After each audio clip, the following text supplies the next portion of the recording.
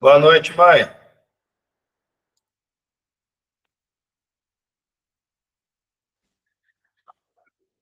Pai de infinita bondade e misericórdia, nesse momento, nós te agradecemos por mais essa oportunidade de estarmos aqui reunidos, Senhor, com o pensamento em Ti, com o intuito de juntos podermos dar mais um passo adiante no conhecimento dessa doutrina tão maravilhosa.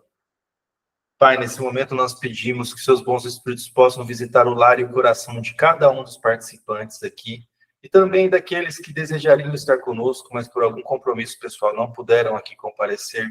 Que a espiritualidade possa visitar, aplicar um passe, Senhor. E também energizar, Senhor, o coração de cada uma dessas pessoas unidas aqui no bem, com o intuito de aprender. Pai, pedimos também por todos os nossos irmãos que nesse momento passam por qualquer dificuldade física aqui nesse planeta, as pessoas que estão em situação de rua, Senhor, as pessoas que passam por problemas de saúde, por problemas na família, as pessoas que não têm onde morar, que muitas vezes perderam um ente querido, um amigo, recentemente, e passam por essa dor do luto. Que seus bons espíritos possam visitar e aplicar um passe em cada um, Senhor, aplanando os sentimentos, amenizando esses corações, Senhor, e dando esperança sempre de dias melhores. Pai, com a tua permissão, nós iniciamos o estudo de hoje com a oração que teu filho nos ensinou. Pai nosso que estais no céu, santificado seja o vosso nome. Venha a nós o vosso reino e seja feita a vossa vontade, assim na terra como no céu. O pão nosso de cada dia nos dai hoje, Senhor. Perdoai as nossas ofensas, assim como nós perdoamos a quem nos tem ofendido. E não nos deixe cair em tentação, mas livra-nos da prática e do pensamento de todo mal. Que assim seja, Senhor Jesus. E vamos lá. Todo mundo escutando bem aí? Tudo certinho? Sim, boa noite. Ok, tá tudo bem. Então vamos que vamos. Gente, hoje nós temos 2 itens aqui antes da gente iniciar o evangelho em si, né? 2 itens da introdução.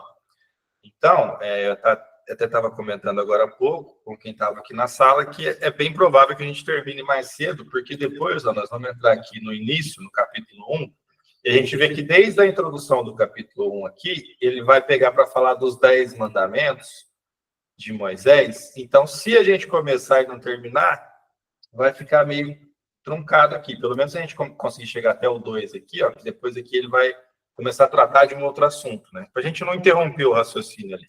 Mas eu acho que a gente consegue ainda chegar, pelo menos nesse capítulo aqui, e dependendo do tempo que tiver, a gente estuda uma parte dele, certo? Nós paramos aqui, ó, no item 20. Lembrando que nós estamos no estudo do Evangelho segundo o Espiritismo, na introdução, no item 4 da introdução, que é Sócrates e Platão, precursores da ideia cristã e do Espiritismo.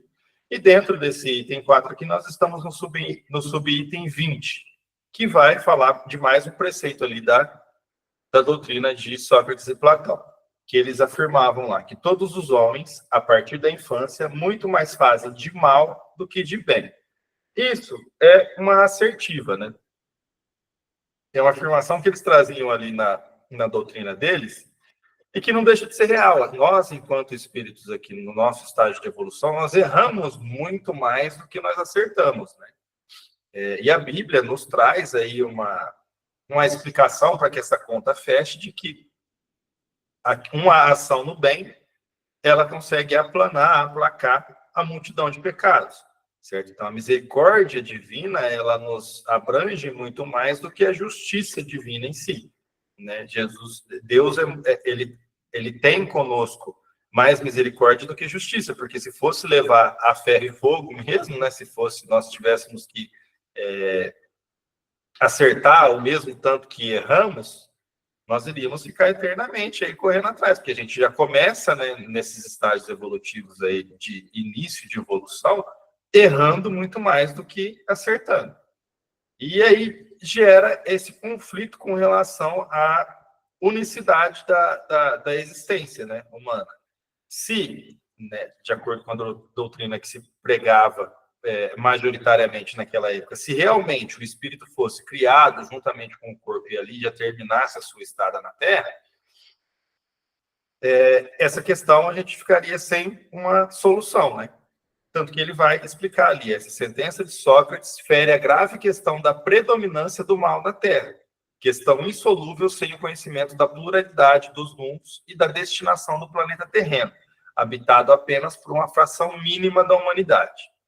Somente o Espiritismo resolve essa questão, que se encontra explanada aqui adiante nos capítulos 2, 3 e 5, certo? Então, justamente ele vai chamar essa atenção para essa questão da predominância do mal na Terra, né? Se nós todos, né, como seres humanos, nós erramos muito mal, muito mais, nós fazemos muito mais mal do que bem, como que ficaria essa questão se fosse, né, realmente somente essa encarnação aqui, e depois a gente já fosse ser julgado para o céu, purgatório ou inferno, como se pregava na época, né? Porque todos estariam ali devendo, né? Se todo mundo faz muito mais mal do que bem, então se essa questão fosse ser levada realmente pelo prisma da unicidade de uma encarnação só, nós não teríamos ao final como ser salvos. E aí ele abre também um foco ali para essa questão de que, se assim fosse, não haveria evolução na Terra, né, nessa questão, porque aí o mal sempre iria predominar, porque cada espírito estava nascendo ali pela primeira vez e destinado, né, assim como os outros, a sempre a errar mais do que acertar, né? Mas por que a gente se fala ainda em destinado a errar mais do que acertar? Por conta do estágio evolutivo, tá? Isso não é assim eternamente. Nós vamos crescendo e aí com o tempo a gente vai errando menos. Assim como a nossa passagem aqui na Terra. Se a gente analisar uma encarnação, conforme nós vamos crescendo, nós vamos nos desenvolvendo, aí passa, né, de criança para pré-adolescente, para adolescente, para adulto. Então, a gente vai percebendo que a gente vai modificando, que a gente vai evoluindo, que a gente vai, né, aprendendo mais. E assim é também considerando a nossa jornada como um todo, como espíritos imortais, né? Nessa fase que a gente está aqui, a gente está ainda numa infância do espírito, né? Então, por isso que a gente erra muito mais do que do que acerta, né? Por isso que a gente pratica mais o mal do que o bem. Mãe, tá ouvindo bem agora? Ô, filho, eu saí, entrei de novo, mas tá baixo o meu áudio hoje, não sei o que tá acontecendo aqui, não. O problema, acho que é aqui comigo mesmo, no meu celular. Eu já aumentei o volume de celular, saí, entrei. Deixa eu mudar. Mas o meu também tá baixo. Tá baixo também? Mas ele tá baixo também, Ah, tá. O meu também, tá bem baixinho. Pessoal, uma coisinha, o meu estava baixo e lá em cima, no celular, tem como se fosse um telefonezinho. Eu apertei e depois aparece alto-falante. Aí eu apertei alto-falante, aí ficou legal. Ah, tá. Obrigada pela dica, eu vou fazer. Vê se melhora agora que eu mudei o microfone aqui também. Mas, rapaz, você tá vendo, eu tô aqui bem pertinho dela e ela não me disse nada, rapaz. Tá vendo? Tá vendo, o pecado aí, tá vendo? Como a pessoa é? Oh, Deus. Tá melhorou agora? Agora tá alto que até dá para escutar lá do outro quarteirão. Então tá bom. Até eu tô escutando. Então é melhor Melhorou, sim. Bom, então, continuando aqui, por essa questão aí da unicidade de encarnações, essa dúvida aqui, né,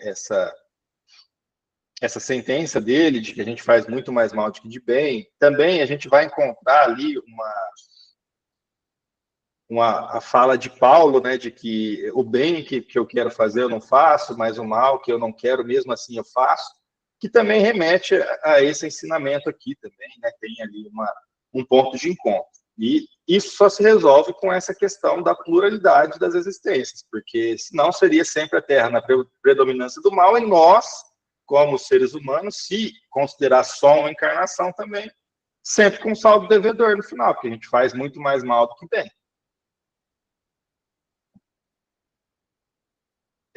Aqui já o último item é um item já um pouco mais profundo, e nós vamos nos ater um pouquinho mais a ele, que é o 21. O que ele vai nos dizer ali? Ajuizado serás, não supondo que sabes o que ignoras. O que ele está dizendo aqui, só pelo título que dá para perceber?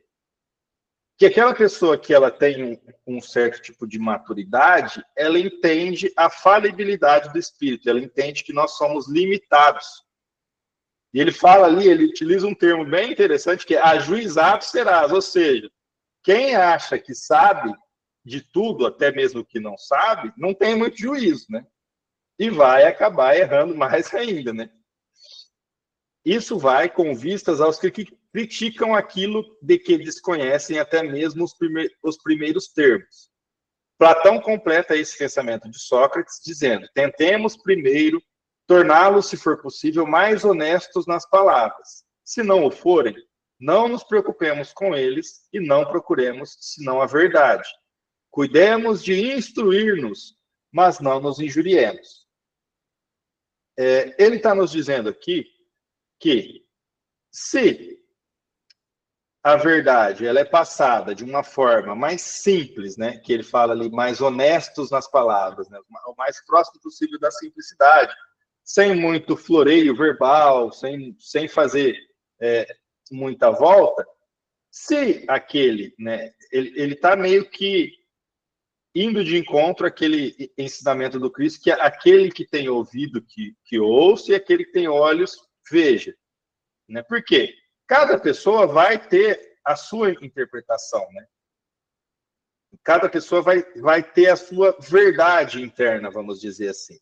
E quem se fechar nessa verdade interna e não se abrir para ouvir o outro, para tentar entender um pouco mais do que as outras pessoas estão falando ali, essa pessoa ela tende a ficar atrasada. Por quê? A gente vai ver, inclusive, naquele primeiro capítulo que a gente vai estudar daqui a pouco do Evangelho, essa evolução da lei.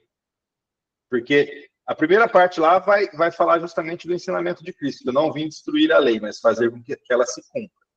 E aí ele vai fazer um adendo bem interessante ali das modificações dessa lei. Porque a lei divina em si, ela não modifica.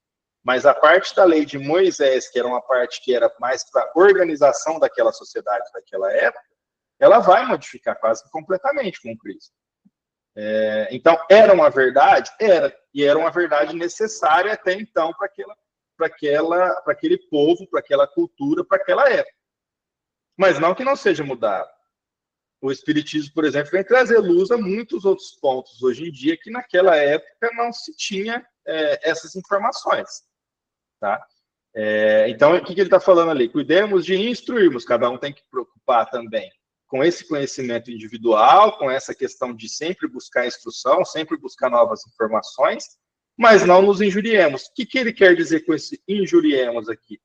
Aqueles que tiverem contra aquelas ideias, a gente não tem que ficar colocando isso de uma forma forçada, tentando modificar, talvez, a opinião do irmão, porque cada um vai ter o seu entendimento. Se a gente pegar a Bíblia mesmo, tem, sei lá, milhares de religiões que são baseadas na Bíblia.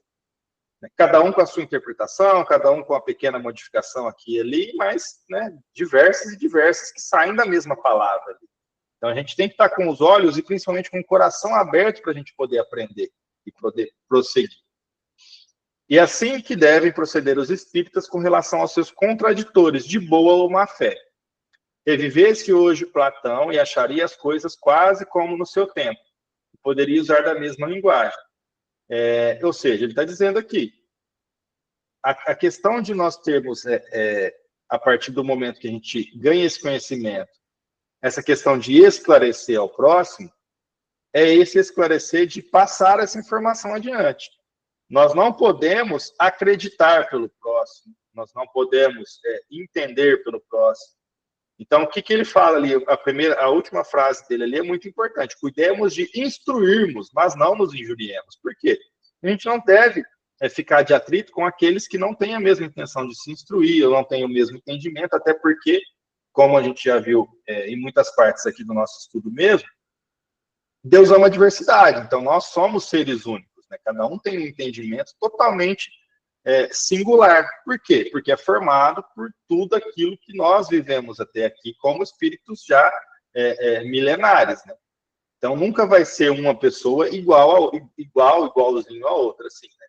Nós temos aí nossas similaridades, temos mais ou menos, as pessoas que estão encarnadas aqui na Terra, estamos mais ou menos no mesmo estágio evolutivo, então nós enfrentamos mais ou menos os mesmos problemas, mas isso não significa que cada um não tem uma visão, cada um não tem entendimento. Não significa, inclusive, que a fé de cada um é igual à do outro. O que a gente entende por fé, às vezes, é muito diferente de uma pessoa para outra. E até o Evangelho mesmo, ele tem um capítulo dedicado a isso, que ele vai falar sobre a fé humana e a fé divina. Ele já vai diferenciar duas espécies de fé. Mas o entendimento que cada ser humano tem, cada espírito tem com relação à fé, ele é único. Porque depende também dessa formação individual desse espírito, certo? Também Sócrates toparia criaturas que zombariam da sua crença nos espíritos e que o qualificariam de louco, assim como a seu discípulo Platão. Até hoje, né, isso acontece, até hoje se tem ainda um certo preconceito com o espiritismo, já foi muito maior, já foi até proibido e tudo, mas até hoje ainda tem. A gente vê que a humanidade ela não vai evoluindo, principalmente quando se trata de ideias que já estão fixadas há muito tempo, dessa mudança de realidade, dessa mudança de paradigma. A humanidade ela não vai evoluir a passos largos, né? Nós vamos nos passinhos de formiguinha ali mesmo, mudando pouco a pouco aquilo que a gente dá conta. E Deus já sabe que nós somos assim, né?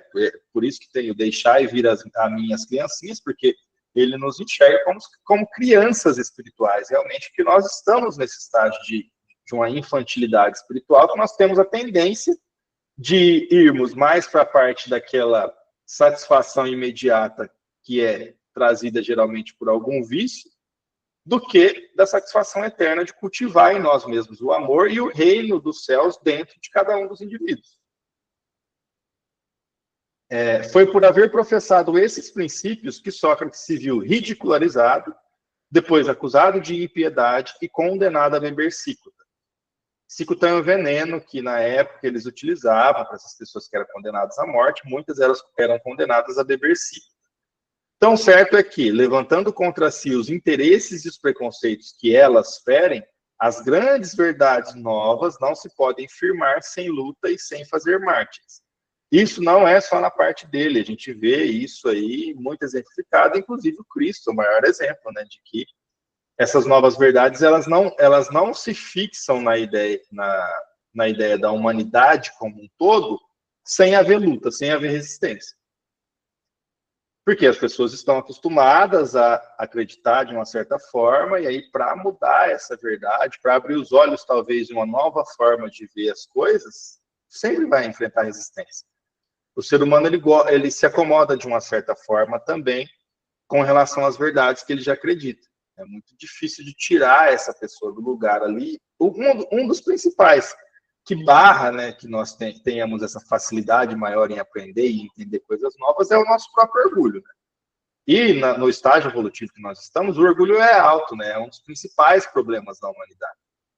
Então, por isso que a gente tem sempre essa resistência, sim, não? Porque o que eu acho é que é a verdade.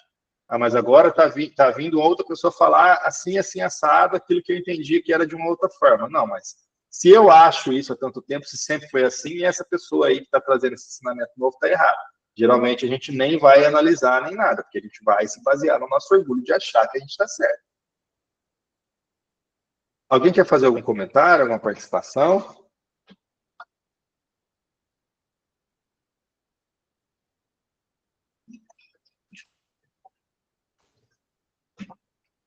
Aqui termina essa introdução. O capítulo 1º é justamente essa parte que eu fiz uma alusão ali, né, da fala de Cristo, não vim destruir a lei. Eu acho que a gente consegue, eu não queria partir isso aqui em 2 estudos, não, mas eu acho que a gente consegue estudar até essa primeira nota aqui, ó, que ele vai falar uma questão aqui da tradução, da terceira e quarta gerações. Eu acho que a gente consegue até aqui e aí depois a gente vai para os outros mandamentos ali. Acredito que dê tempo hoje. Mas vamos tentar, vamos seguindo aí. Se não der, a gente interrompe também e volta no outro dia, tá? Então, o capítulo 1 do Evangelho vai falar justamente sobre, o título dele é Não Vim Destruir a Lei, que é uma fala de Jesus. As 3 revelações, Moisés, Cristo e Espiritismo. Aí depois vai falar da aliança da ciência e da religião. Instruções dos Espíritos à nova era. Item 1. Não penseis que eu tenha vindo destruir a lei ou os profetas. Não os vim destruir, mas cumpri-los. Porquanto, em verdade vos digo, que o céu e a terra não passarão sem que tudo o que se acha na lei esteja perfeitamente cumprido, enquanto reste um único iota e um único ponto. São Mateus, capítulo 5, versículos 17 e 18. Moisés. Na lei mosaica há 2 partes distintas, a lei de Deus, promulgada no Monte Sinai, e a lei civil ou disciplinar, decretada por Moisés. Uma é invariável, a outra, apropriada aos costumes e ao caráter do povo, se modifica com o tempo. A lei de Deus está formulada nos 10 mandamentos seguintes. Então, o que ele está nos dizendo aqui nessa introdução? Eu até já tinha adiantado um pouco essa parte. Na lei de Moisés, aquela parte em que ele vai para o Monte Sinai e recebe a ordenação de Deus para escrever os mandamentos na pedra, seria a lei invariável, é a lei divina, que é passada diretamente a Moisés. Só que, só essa lei divina, para o povo, e eu não vou nem dizer só para o povo daquela época, né? Até hoje, né? Nós necessitamos de mais organização civil, de outras leis, de pequenas leis que organizem a sociedade. Inclusive, nós até falamos sobre isso ali no nosso estudo do Livro dos Espíritos. Acredito que foi uns 3 ou 4 estudos atrás, a gente comentou justamente sobre essa parte. Nós temos essa necessidade. Não somente a lei divina, mas uma lei que nos ajude a organizar enquanto seres aqui materiais, para que nós tenhamos uma boa convivência em sociedade dentro daquilo que é possível, certo?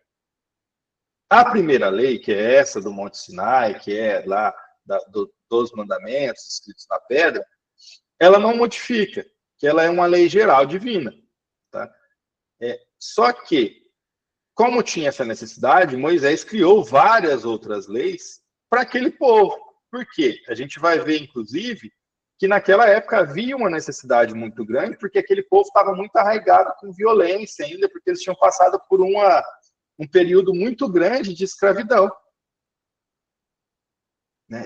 Eles passaram por um período muito grande de escravidão ali no Egito, e logo em seguida disso, quando teve os mandamentos, havia essa necessidade de dar meio que uma controlada nesses instintos violentos desse povo. Né?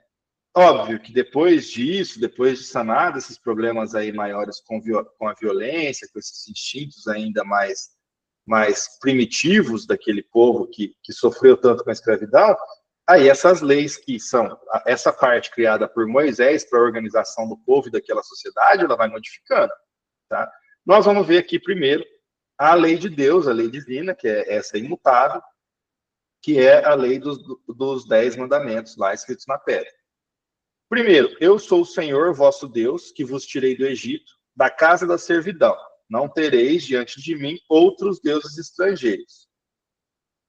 E o item 2 vai complementar aqui. Não fareis imagem esculpida, nem figura alguma do que está em cima do céu, nem embaixo da terra, nem do que quer que esteja nas águas sob a terra. Não os adorareis e não lhes prestarei culto soberano. Não pronunciareis em vão o nome do Senhor vosso Deus. Aqui já tem um adendo muito importante nessa primeira lei.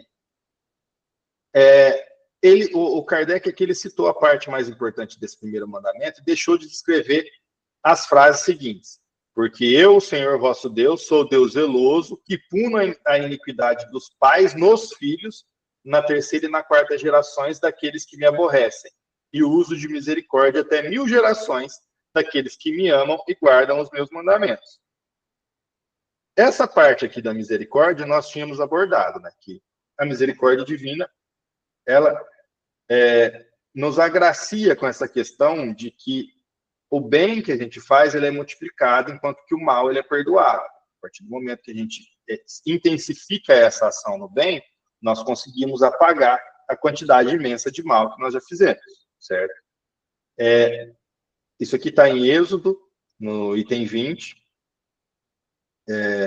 capítulo 20, na verdade, né, versículos 5 e 6. Nas traduções feitas pela Igreja Católica e Protestantes, essa parte do mandamento ela foi truncada para harmonizá-la com a doutrina da encarnação única da alma. Isso aqui ele está dizendo dessa parte aqui, ó, que puno a iniquidade dos pais nos filhos na terceira e na quarta gerações daqueles que me aborrecem. Tá? Onde está escrito na terceira e na quarta gerações, conforme a tradução brasileira da Bíblia, a Vulgata Latina era in tertia et quarta generatione, e a tradução de Zamenhof, em latria quara generações, mudaram o texto para até a terceira e quarta gerações. Isso já fez uma diferença enorme, porque aqui na terceira e quarta gerações dava a entender que Deus puniria o pecado do pai no filho, no neto, no tetraneto, no bisneto, e assim por diante, né? E aqui, até a terceira e quarta gerações, depois, mais para frente, a gente vai ver um adendo que ele faz sobre essa questão para explicar essa terceira e quarta gerações. Mas adiantando, essa questão de terceira e quarta gerações daria a entender ali de forma indireta também sobre a reencarnação. Por quê?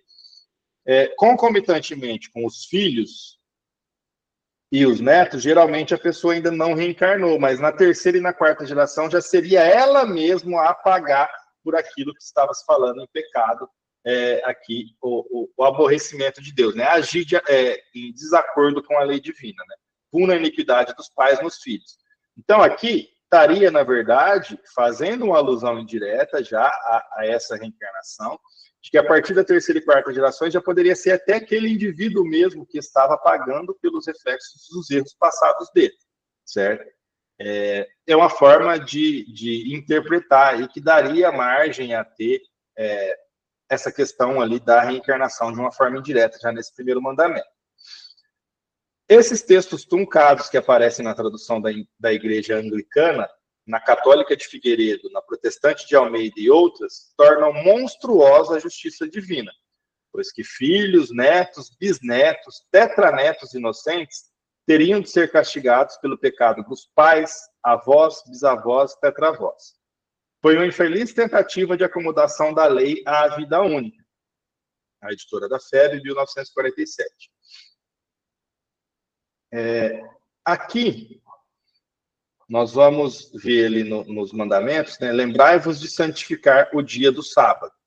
Depois Jesus vem e também mostra que o sábado, né, na fala dele, o sábado é que foi feito para os homens e não os homens feitos para o sábado. Santificar não significa ali que seja de uma forma absoluta. Tem que ser respeitado o dia do sábado. Mas, por exemplo, Jesus curou no dia do sábado, né? Ele fez milagres no dia de sábado, que não, segundo essa lei ainda, não poderia. Então, ele veio nos mostrar que o mais importante de tudo é o amor ao próximo. Porque se você está fazendo um ato ali, tinha muito essa questão dos judeus, né, de guardar o dia do sábado. Mas, ao mesmo tempo, se o seu próximo precisasse de ti, só porque é o sábado, você não poderia também, não deveria, né, virar as costas para o seu próximo, porque, acima de tudo, Deus cuida de todos nós como filhos. Então, somos todos irmãos, né, perante o nosso Pai, que é Deus. Então, Jesus faz vários adendos com relação a isso também, que essa sociedade daquela época ali, como a gente lembra, né, era um pessoal, um povo ainda bem ignorante, bem primitivo, né, com esse instinto de sobrevivência, instinto de violência ainda muito aflorado, não que hoje em dia não tenha ainda pessoas que sejam assim, mas naquela época o povo como um todo, o geral, era assim. Então ele vem aplacar um pouco esses ânimos, né? Ele vem nos dizer, não levem as coisas tão a ferro e fogo. Jesus vem dizer, né, eu não vim mudar a lei, mas fazer com que ela se cumpra. Então não levem as coisas tão a ferro e fogo. Se lembrem que, né, somos todos irmãos, estamos aqui, filhos do único Deus, e que nós temos essa obrigação de amar a Deus sobre todas as coisas e o próximo como a ti mesmo. Porque ele resumiu nisso justamente para simplificar para aquelas pessoas. Por quê? Logo de início, essas pessoas começaram a se apegar mais a esse texto da lei, mais à formalidade, do que o sentido em si, do que o sentido do porquê, né, essa lei, por que ser assim, né, por que amar ao próximo, por que não desejar ao próximo. Você vai ver, nós vamos ver aqui que nos mandamentos em si era bastante proibitivo, né? Tinha bastante coisa proibida ali para já tentar trazer à luz das pessoas, né, daquela sociedade ali naquele tempo, essa questão de que, né, alguns costumes ali que se praticava, eles tinham que cair no total desuso. Honrai a vosso pai e a vossa mãe, a fim de viverdes longo tempo na terra que o Senhor vosso Deus vos dará. Aqui, mais uma vez, é uma linguagem figurativa também, por quê? Nós sabemos aqui que a fim de viverdes longo tempo na terra que o Senhor vosso Deus vos dará, era uma promessa ali que as pessoas entendiam como um tempo que elas ficariam vivas ali, né? Seria o tempo daquela encarnação, né? O tempo que o corpo ficaria vivo. E, na verdade, né, são palavras de vida eterna. Então, havia essa necessidade ainda de ter essa promessa de algo para essa vida, porque as pessoas não conseguiam ainda concatenar a vida posterior à morte carnal. Então, nós vamos ver que tem muito isso ainda, que o Senhor vai te glorificar perante o vosso inimigo. Então, tinha que haver ainda, de certa forma, para fazer, pelo menos nesse estágio inicial aí, da implantação do reino de Deus no coração de todos os espíritos, ainda tinha que ter alguma recompensa. Assim como, né, a criança precisa de, você tem que ir para a escola, tal, senão vai te acontecer isso, senão você vai ficar de castigo, senão você não vai poder brincar, você não vai poder ir na casa do seu amiguinho, enfim. Tinha que ter ainda essa troca para aquele tipo de espírito com o qual estava lidando naquela época, né? Então, havia muito nessa linguagem figurativa algumas coisas que as pessoas poderiam interpretar como sendo de coisas materiais, mas na verdade eram coisas de espírito. E esse aqui é um exemplo desse, né? Honrai a vosso pai e a vossa mãe, a fim de viverdes longo tempo na terra que o Senhor vosso Deus vos dará. Não mateis. Aqui não tem nem o que explicar, né? É simplesmente a necessidade de escrever em um mandamento divino aquilo que naquela época mesmo, já mesmo com ainda essa violência intrínseca desses espíritos, né, que somos nós mesmos, na verdade, mesmo com essa violência toda, já estava se brotando dentro de cada um, e essa necessidade de enxergar o outro como a si mesmo. De pelo menos não querer fazer com o outro aquilo que a gente não quisesse que fosse feito conosco.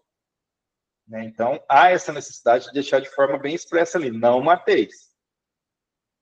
Não cometais adultério, não roubeis, não presteis testemunho falso contra o vosso próximo, não desejeis a mulher do vosso próximo, não cobiceis a casa do vosso próximo, nem o seu servo, nem a sua serva, nem o seu boi, nem o seu asno, nem qualquer das coisas que lhe pertencem. E aqui a explicação ela é muito interessante, que ela vai mais além, né? É de todos os tempos e de todos os países essa lei e tem, por isso mesmo, caráter divino. Todas as outras são leis que Moisés decretou, obrigado que se via a conter, pelo temor, um povo de seu natural turbulento e indisciplinado, no qual tinha ele de combater arraigados abusos e preconceitos adquiridos durante a escravidão do Egito. Só fazendo mais um esclarecimento aqui com relação a isso, né? De todos os tempos e de todos os países essa lei e tem, por isso mesmo, caráter divino. No próprio direito mesmo, no estudo do direito, a gente vê que existem certos preceitos naturais que são de todos os povos. Então, isso é chamado de direito natural, né? Depois tem a contradição ali entre o direito natural, o justnaturalismo, o positivismo, que é do direito escrito. Mas, enfim, se reconhece, e não de agora, de muito tempo, que existem certos preceitos ali fundamentais que, no geral, a maioria das culturas ali, dos povos, eles obedecem, seguem. Né? E essas aí, com relação a esse mandamento, esse 10º aí, não cobiceis a casa do próximo, nem seu servo, vai falar das coisas materiais. Por quê? Se tratava também de uma necessidade de colocar, ainda que na lei divina, essas questões de que deve-se respeitar o próximo. E aí começava-se, primeiro, por aquilo que se dava mais valor naquela época, que era a questão material. Então, tinha que ter esse start, tinha que ter esse ponto de início. Ó, se eu começar a respeitar pelo menos aquilo que é materialmente do próximo, depois eu vou começar a respeitar os sentimentos, vou começar a enxergar ele como um irmão, vou começar a enxergar as outras pessoas todas como uma família universal. Mas tem que ser dado um passo de início, certo? E, em contrapartida a isso, tem as leis que Moisés decretou, que são de organização geral daquela sociedade, para conter, ali, até fala expressamente no texto, pelo temor, né? Um povo que, naturalmente, ele era turbulento, indisciplinado, tinha acabado de passar pela questão da escravidão do Egito, né? E aí, para imprimir autoridade às suas leis, houve de lhes atribuir origem divina. Por quê? Naquela época, havia essa questão de ter essa necessidade de que os governantes eles tinham parte com o divino, que eles eram representantes do divino na Terra, porque isso imprimia uma certa autoridade. E era uma autoridade que era necessária para se conseguir, naquela época, governar. Então, isso aconteceu não somente com Moisés, obviamente que não foi ele que inventou isso aí, isso vem de muito anteriormente, mas, né, havia essa questão de atribuir uma origem divina a uma lei material aqui, para se fazer com que, pelo temor, ela fosse colocada em prática por aquela sociedade. Tá? E ali ele vai dizer mais ainda, conforme fizeram todos os legisladores dos povos primitivos. Os povos primitivos precisavam, tinham essa necessidade de que, para seguir alguma lei, tem que ser algo que é derivado do divino. E aí não tinha como ser algo derivado do divino de forma direta, era indireta. Alguém se apresentava como representante do divino, né, do Deus, qualquer que seja ele lá que se seguia, né, dependendo da cultura, do povo, do local, do tempo, se apresentava uma pessoa lá com uma autoridade que ouvia a voz de Deus, que entendia da lei de Deus, e assim foi indo sucessivamente, porque isso imprimia uma autoridade que fazia com que as pessoas respeitassem aquela lei, de uma forma que não seria respeitada se não fosse, né, colocada essa ideia de que aquilo está sendo passado diretamente de Deus, certo? A autoridade do homem precisava apoiar-se na autoridade de Deus, mas só a ideia de um Deus terrível podia impressionar criaturas ignorantes, em as quais ainda pouco desenvolvido se encontrava o senso moral e o sentimento de uma justiça reta, porque se via ainda muita violência, então isso ainda impactava. Não que hoje em dia não se veja, mas naquela época, naquele povo, se tinha o prazer na violência, o prazer na tortura, os espetáculos de gladiadores, de escravos que eram colocados para as feras comerem, e assim o povo todo assistia aquilo como se fosse um espetáculo. Então, como era muito arraigada essa questão ainda de violência, né, o povo não tinha essa noção ainda de justiça reta e havia essa necessidade de impor, ainda que fosse pelo medo, essa questão das leis divinas. Evidente que aquele que incluíra entre os seus mandamentos não matareis, não causareis dano ao vosso próximo, não poderia contradizer-se, fazendo da exterminação um dever. As leis mosaicas, propriamente ditas, revestiam, pois, um caráter essencialmente transitório. Ou seja, as leis de Moisés, elas tinham esse caráter transitório, por quê? Porque a humanidade vai caminhando para frente, a humanidade vai evoluindo. Então, as necessidades daquela época, com relação também à lei, elas eram outras, né? Havia mais lei de organização, na verdade, da sociedade, do que mandamento. Então, por isso que ele vai dizer ali que elas eram propriamente ditas, elas tinham um caráter essencialmente transitório. Jesus, depois, vem e nos mostra isso, né? Ao dizer que a gente tinha que, ao impor ali a lei do amor, né? Ao nos trazer a lei do amor. Ora, nós não vamos mais, aquele que nos ferir de um lado da face, a gente vai oferecer agora o outro lado da face, e a gente vai perdoar os nossos irmãos, a gente não vai apontar erros dos nossos irmãos, a gente vai amar incondicionalmente, vai parar de ficar prestando atenção no erro do próximo, tentar corrigir o nosso erro. Então, isso vai trazendo ali uma nova perspectiva. Eu não sei se a gente entra agora, eu queria ter a opinião de vocês, se a gente já entra nesse estudo aqui, dessa parte que vai falar do Cristo, porque vai ter bastante adendo aqui que a gente não vai poder deixar passar, ou se a gente deixa isso para iniciar no próximo estudo, porque é uma parte também bem grande, tá vendo? Vai até nesse item 5 aqui, tem pelo menos umas 6 páginas aqui. Alguém já gostaria de aproveitar e fazer algum esclarecimento, alguma participação? Vamos lá, gente. Quero ouvir a voz de vocês. Oi, boa noite. Boa noite de novo, Regina. Oi, boa noite. É bem interessante, né? Essa passagem de Moisés, né? Que a gente chama a primeira revelação, não é isso? Uhum. E a gente vê que assim, que tudo teve um propósito, né? A inspiração dele de receber, né? Esses mandamentos, né? E assim, e a gente, como você fala, então o povo ainda agia muito pelo impulso, eram muito, como se diz, muito bárbaros ainda, e na crença em vários deuses. Então, assim, ele tinha que fazer essa preparação, né? E aí a gente vê que esse, né, eu chamo decálogo, não é isso? Isso. Pronto, e aí a gente vê que, assim, pelo que tem colocado lá, então a gente vê que foram os primeiros sinais de respeito à vida, ao ser humano, né? E uma forma de realmente de frear esses impulsos, né? Daquele povo que ainda estava, né? Estava muito arredio, né? Que a gente sabe mais pela, como se diz, pela ignorância e também pela rebeldia. Então precisava desse, como se diz, desse freio.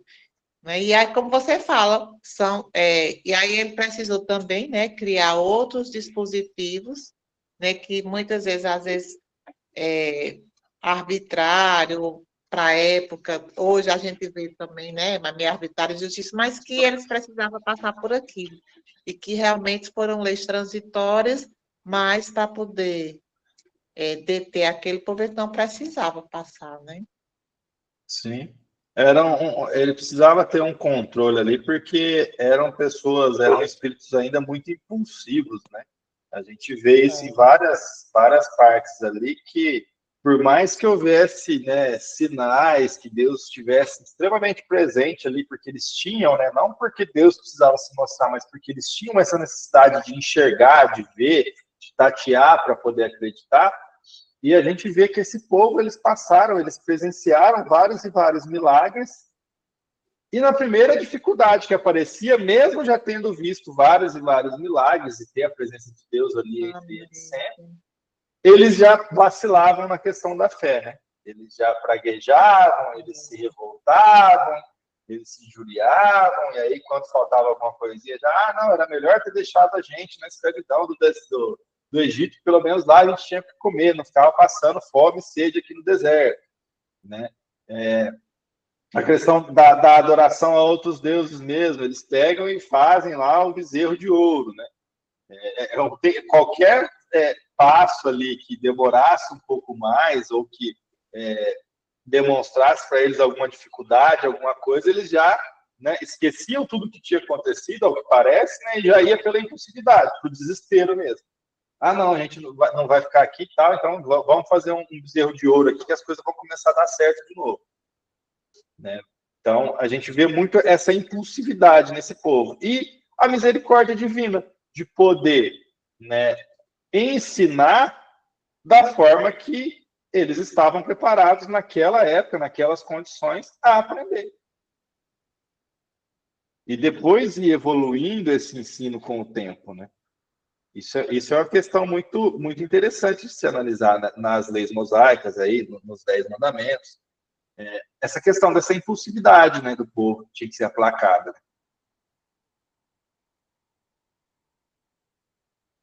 Mais alguém? Como crianças, né, no pré-primário, né, Deus dá a linguagem de acordo com, e os ensinamentos de acordo com a necessidade de cada espírito. E eu estava rindo aqui sozinha, eu estava pensando, gente, como que vem a ingratidão, vem de lá de trás no negócio, né? Não é da agora. Vem. É uma coisa muito, muito antiga mesmo, né? Nossa, E quem estava lá atrás éramos nós também, né? éramos nós, exatamente. Éramos nós que estamos aqui hoje, ainda tentando, ainda dentro dessa bendita ingratidão, dessa teimosia, dentro dos centros espíritas, dentro das religiões, né? A pessoa fala assim, eu não vou mais não, porque o fulano fez isso, porque, né? Exatamente. Esquecendo, né? Os impulsos ainda continuam até hoje. Esquecendo que a gente está fazendo é para a gente mesmo, né? Porque quando você fala, mas porque o fulano? Não é o fulano, é a gente, né? Quando a gente está cuidando da gente, a gente não tem tempo nem para ver o que o fulano está fazendo. Porque a gente não dá conta nem de se acertar. Eu estou numa briga comigo mesma aqui todo dia e está difícil o negócio. Não é fácil, não. Sim. E a gente vê, né, que pelo menos aplacou um pouco, né? Mas a gente continua tendo que vencer as mesmas coisas ainda.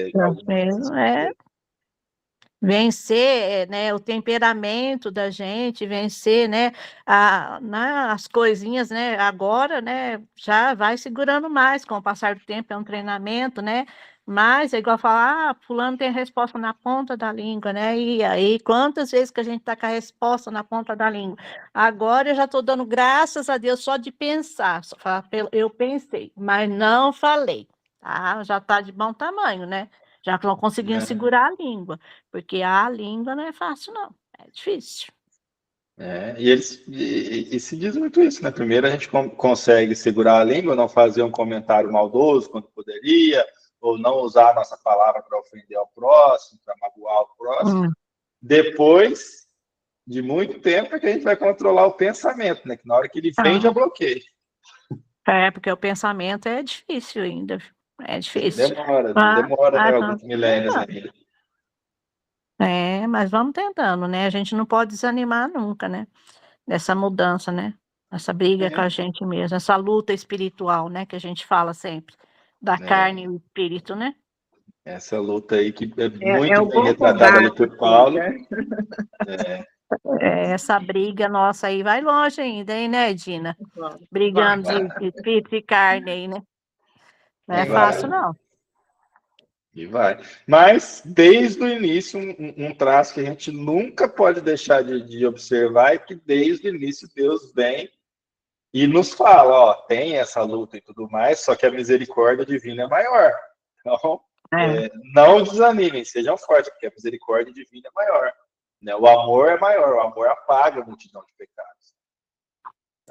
A Ana Patrícia escreveu o duelo íntimo. Realmente, é um duelo íntimo, né? Um duelo da gente para com a gente mesmo. E esse duelo íntimo, ele é tão difícil porque não tem como fugir do inimigo, né? Onde você vai estar também, então... vai, é engraçado, né? Não tem como fugir, você não tem como fugir do seu pensamento. Não tem. Como fugir da sua questão interna. Né? E eu até uso isso para fazer a piadinha, né? Que onde você vai estar também, porque é realmente isso, gente. O duelo íntimo, ele é difícil porque você não consegue descansar dele. Ele é a todo momento. É todo momento. É uma coisa, e o negócio do pensamento é uma coisa, né? Tanto também espiritual, né? Que, né, você pensa e dá formas aos seus pensamentos, igual a gente estava estudando com o Alberto quarta-feira passada, né? Dos miasmas, né? As formas de pensamento. Então a gente tem que tomar muito cuidado com esse abençoado desse pensamento também, né? Para não criar essas formas, né? Para quando a gente desencarnar, já não puxar a gente para determinados lugares, né? Está preparado a todo tempo. Esse pensamento pesado, ele vai criando micro-organismos que podem, inclusive, consumir com a nossa saúde, né? Consome com a saúde, né? E como consome, puxa, né? E puxa as pessoas, é bem complicado essas formas de pensamentos, né? E outra coisa, aí no Evangelho, né? Aí eu vou voltar nos protestantes, eles falam assim: vigiai e orai, porque não sabeis a que horas vem o seu Senhor. Esse vigiai e orai, que eles falam, não sei que horas que vem o seu Senhor, trazendo para o Espiritismo, vigiai e orar, porque a gente não sabe que hora que a gente vai desencarnar, que horas que vamos partir, que vamos deixar esse mundo aqui. Então, cuidar do pensamento, cuidar da mente, cuidar das atitudes da gente no dia a dia, né? Em amar o próximo como a nós mesmos, a Deus sobre todas as coisas, e ao próximo como a nós mesmos, que é o resumo das leis, tá atento a isso o tempo todo, né? Porque já pensou se Jesus, se a gente desencarna no meio de uma briga aí? Ou desencarna na hora que você está querendo voar no pescoço de alguém? Misericórdia. E a questão do pensamento puxar também, e essa vigilância que nos é ensinada, também tem muito a ver com a questão da atração de vários pensamentos, porque é um deslize. Às vezes é um pequeno pensamento ruim que você tem ali, e que você não aplaca ele, você continua com ele ali, você vai meio que alimentando ele, às vezes até inconscientemente. Sim. Você vai trazendo com ele um monte de outros. Sim, aí vem a afinidade espiritual, né? Porque é aquela luz mental que você acende, né? E atrai, né? E vai dando formas a isso daí tudo. Quando você vê, se você não cortar ele no começo, quando você vê, o negócio já foi, tá longe, já tá muito grande. Né? E também tem a questão da associação, né? Como Emmanuel fala, porque ele diz assim, que a gente está pensando, né? 24 horas. E também essa interação com outras mentes, ela é permanente. Né? Então, a gente está interagindo o tempo todo. Aí, o que a gente pode fazer? Ver, mudar essa base, né? Do que a gente está pensando. Porque interagindo a gente está. Né, como se diz. E então, assim, para quem eu estou trazendo para perto de mim? Aí você só, o que é que você está pensando? Né? Sim, então, é verdade. só se perguntar. Né?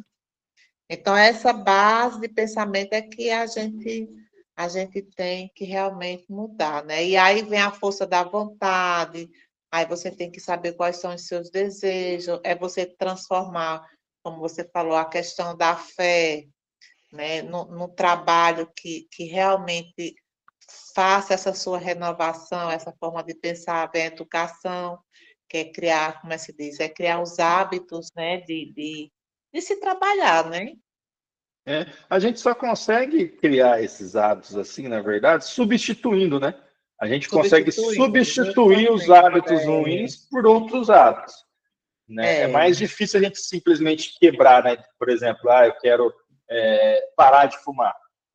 Você vai ter que arrumar um outro hábito, você vai ter que começar a correr, você vai ter que começar a arrumar uma outra distração para sua mente. Senão vai ser esforço, trabalho, né? Só parar algum hábito é muito difícil, mas substituir ele por outro é mais fácil. E aí, essa questão desse link neural que a gente tem, desses pensamentos que a gente tem, Haroldo fala muito sobre isso, de a gente manter uma sanidade ali da nossa casa mental, né? Manter as coisas mais ou menos organizadas. Inclusive, ele fala de a gente criar alguns lastros divinos ali durante o dia para se conectar. Então, de fazer uma oração de manhã, de fazer uma oração na hora do almoço, de fazer uma oração no período da tarde, de fazer uma oração no período da noite. Por quê? Porque o nosso pensamento, como você disse, ele vai devagando e ele vai sofrendo influência também. Então, no mínimo, a gente tendo esse tipo de hábito bom, a gente vai buscando pelo menos uma influência melhor. Que vai ser a matéria aí da base ali mental dos nossos pensamentos. Então, esses hábitos são muito importantes. Vamos parar aqui nesse capítulo, nesse item do Cristo, e a gente continua o nosso estudo na próxima segunda daqui, tá? E eu acho que essa parte do Cristo, inclusive, nós não vamos conseguir ela num estudo só, tá? Chegar até aqui no Espiritismo. Né? A não ser que nosso estudo renda bastante, mas é uma parte bem grande e bem complexa também. Então, vamos à nossa... Alguém quer fazer mais algum comentário, algum esclarecimento? Ou podemos partir para a nossa prece de encerramento? Eu quero falar. Boa noite. Diga, Cristina, boa noite. Cheguei atrasada de novo, né? Mas chegou, é importante que chegou. Mas olha só, eu estou fazendo agora, toda noite, quase toda noite, ver o que eu fiz de errado, o que eu fiz de certo, durante o dia. Mas aí o que eu vejo? As minhas atitudes até que são boas, mas os meus pensamentos, meu Deus, quanto pensamento ruim vem na nossa cabeça. Quando você pensa que não está pensando uma coisa ruim, você não faz, você pensa. Isso é muito ruim, nossa. E antes eu não observava isso, né? A gente procura ter atitudes boas, mas não olha o pensamento. Mas vem muito pensamento ruim, que a gente pensa em fazer, em falar, em dizer, por que eu não fiz isso, por que eu não agi daquele jeito, sabe? Estranho, né? Mas isso acontece. Mas isso acontece com todo mundo. Pois é. Pois então, isso que eu estava vendo a Aparecida falar, a gente tem que olhar os pensamentos da gente, né? Tem que começar até como você está falando, orar o tempo todo para ver se não vem esses pensamentos, né? Porque as atitudes está tudo bem, mas os pensamentos eu acho que são os piores, né? É mais difícil. Cristina, Mas quando a gente chega nesse ponto, Cristina, de conseguir perceber isso daí, já é uma evolução. Cristina, Oi, meu filho. que bom que você está trabalhando isso. Eu também acho que é o ponto mais difícil que a gente tem de controlar o pensamento, né? Porque não tem depois não tem mais retorno, né? Já foi. Então, que bom que você está trabalhando isso aí, tá? Mas eu concordo com você, é muito difícil mesmo. É difícil. Mas vamos tentar, né? Vamos tentar. Uma hora a gente aprende. Se não for nessa, na outra, mas a gente aprende. Não, mas a gente já está aprendendo já. Essa questão de conseguir identificar isso já ajuda muito. Já porque o primeiro passo é o mais importante, né? Porque a partir do momento que você consegue identificar, você vai conseguindo achar maneiras já de melhorar isso aí, entendeu? Naturalmente, você vai tendo uma evolução nisso.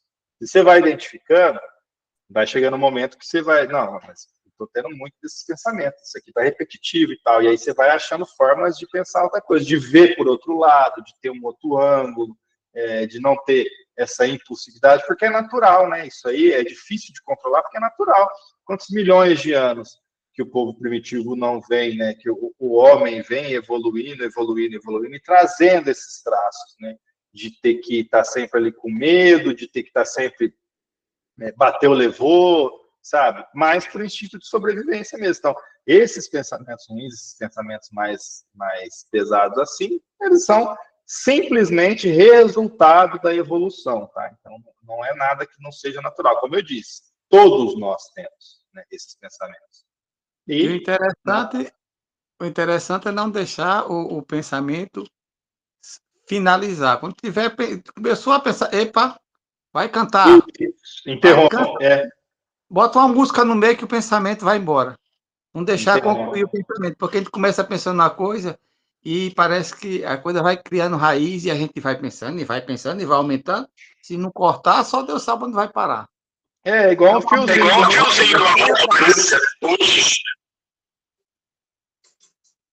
Verdade, é isso mesmo. É isso que a gente vê. Vai aumentando mesmo.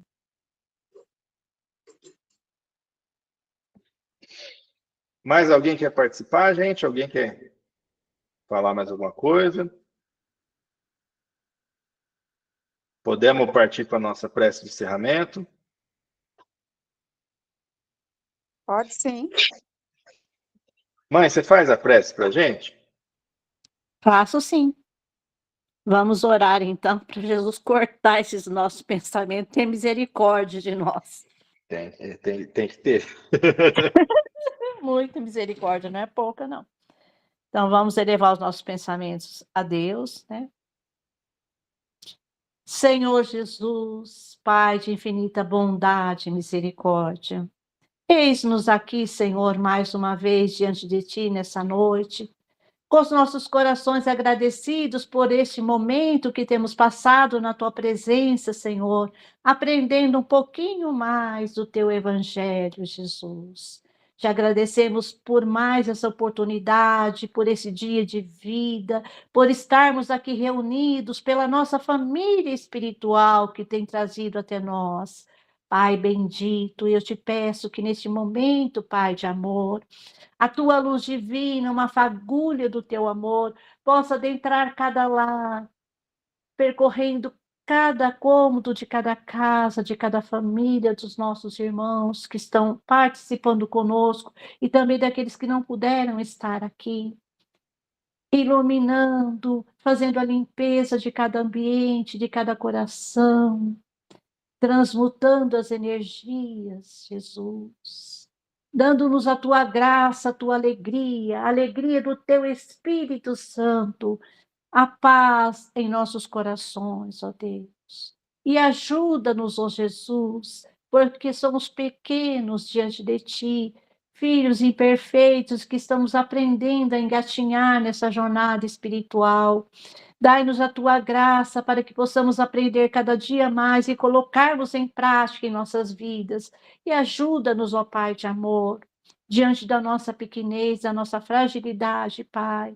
Que o Teu amor nos cubra a cada dia, Jesus, ensinando-nos, agraciando-nos com a Tua presença, Senhor, abençoando também os nossos irmãos em condições de rua, Pai, que eles se sintam abraçados agora pelo Teu divino amor. Visita também os nossos irmãos nos hospitais, Jesus, no leito de dor, de angústia, de sofrimento, acalmando, serenando os corações, aliviando as dores, e cura aqueles que forem de cura, e aqueles que estiverem para partir, acerena os corações, que eles possam encontrar agora a Tua mão estendida, e a Tua paz possa adentrar dentro do seu coração, trazendo conforto espiritual e a certeza que estarão juntamente contigo, Jesus, com seus familiares. Abençoa as nossas crianças nos orfanatos, dentro dos seus lares, os pais e as mães que estão desempregados também, os estudantes, Jesus, e todos os seus filhos na face da terra, encarnados e desencarnados. Abençoando também os nossos governantes e todos os governantes de todas as nações, que eles possam, durante o repouso do sono, ser intuídos para o bem, para ajudar a humanidade, tirando, Jesus, toda a ganância, toda a arrogância, toda essa ignorância, Jesus, e orgulho, que é a raiz de todo o mal, que possa ser arrancado de dentro de cada coração, Jesus, e que a luz do teu amor divino possa adentrar, clareando, Jesus, nos mais profundos, nos cantos mais profundos da nossa alma, iluminando as nossas vidas, Pai. Que cada dia mais possamos diminuir e que teu amor possa crescer dentro de nós. Que a tua luz possa brilhar cada dia mais, guiando as nossas vidas, os nossos passos, o nosso falar e os nossos pensamentos também. Ajuda-nos, ó Pai. Nós te pedimos e te rogamos, porque somos pequenos e precisamos de ti, ó Pai. Que a tua luz nos guarde, nos ampare, e te pedimos, Jesus, fica conosco a cada dia. Fica conosco nessa noite, dirigindo e amparando as nossas vidas, pois entregamos as nossas vidas nas tuas mãos. E te agradecemos por esses instantes na tua presença, do teu divino amor. Que assim seja, Senhor Jesus. Uma boa